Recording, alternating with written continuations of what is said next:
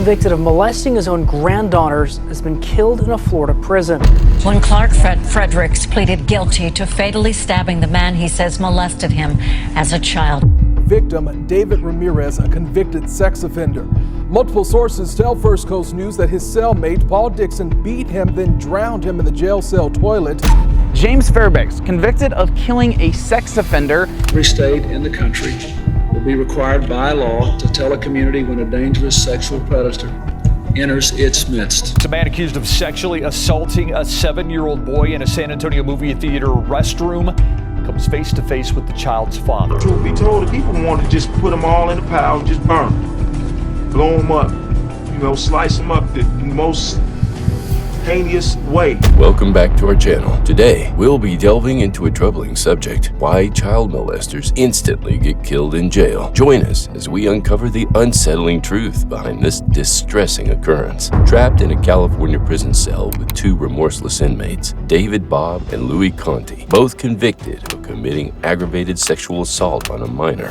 Watson endured endless days listening to their horrifying boasts and witnessing their unrepentant behavior. To add to his torment, they taunted him by watching innocent PBS kids shows in their shared space. Sleepless nights drove Watson to seek a transfer to another facility, hoping to escape the constant threat. Unfortunately, his request was denied, leaving him with a heavy dilemma. Struggling with his conscience, Watson composed a confession letter, revealing the harrowing circumstances that pushed him to contemplate his next desperate move. Watson finally gave in, realizing he should do everyone a favor, and reluctantly picked up a cane to confess openly to the guards about the killing. As a result, his sentence was extended. It's bad enough to be a child molester, but boasting about it makes it even worse. Prisoners confessed to the murders of 2 other inmates last month.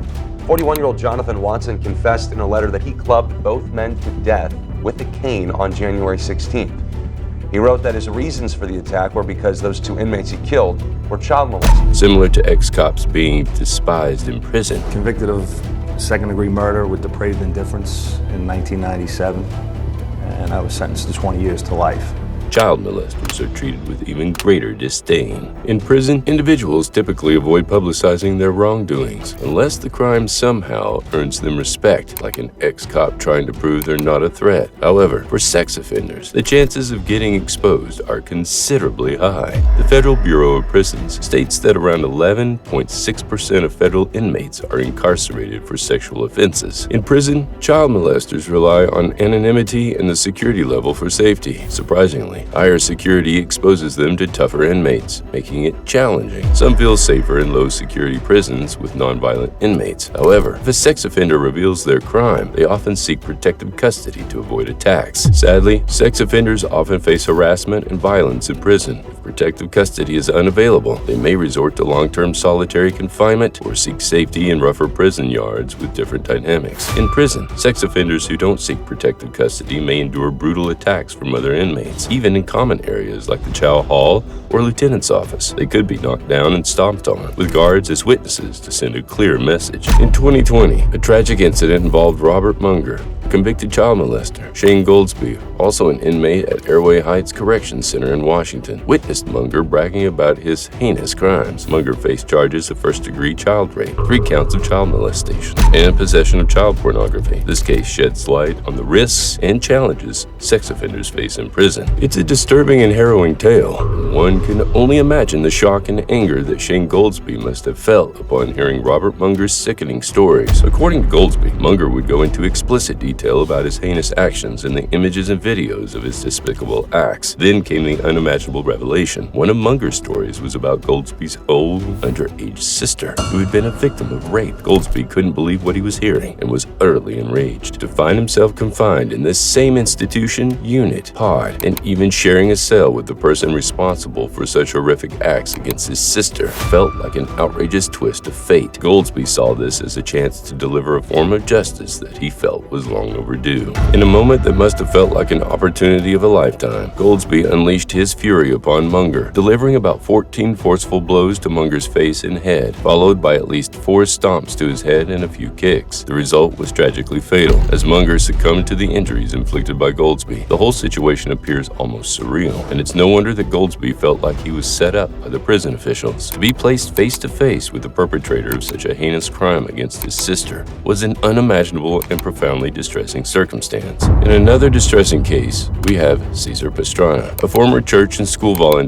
from Cobb County who admitted to molesting 9 boys in 2012. He received a life sentence and was confined to Hancock State Prison in Sparta. In March 2020, a fight erupted at 12:15 p.m., tragically leading to Pastrana's death. According to the Georgia Department of Corrections, Pastrana's death resulted from injuries sustained in a confrontation with another inmate on March 13th. It's uncertain if the death was directly related to his crimes against minors or an unrelated incident, but many believe the attack was a response to his abusive actions against innocent children. Homicide is currently ruled out as a cause of death. Some argue that torture is a fate worse than death, a sentiment echoed by 45-year-old prisoner Charles, who witnessed a sex offender being slashed in the shower at Moreland Prison, known for its strict conditions. Adam Johnson, a former Sunderland FC player who was imprisoned for kissing, grooming, and groping a 15-year-old schoolgirl fan, also shared his cell. Federal statistics from 2015 reveal that while male sex offenders make up around 15% of the prison population, Every state in the country will be required by law to tell a community when a dangerous sexual predator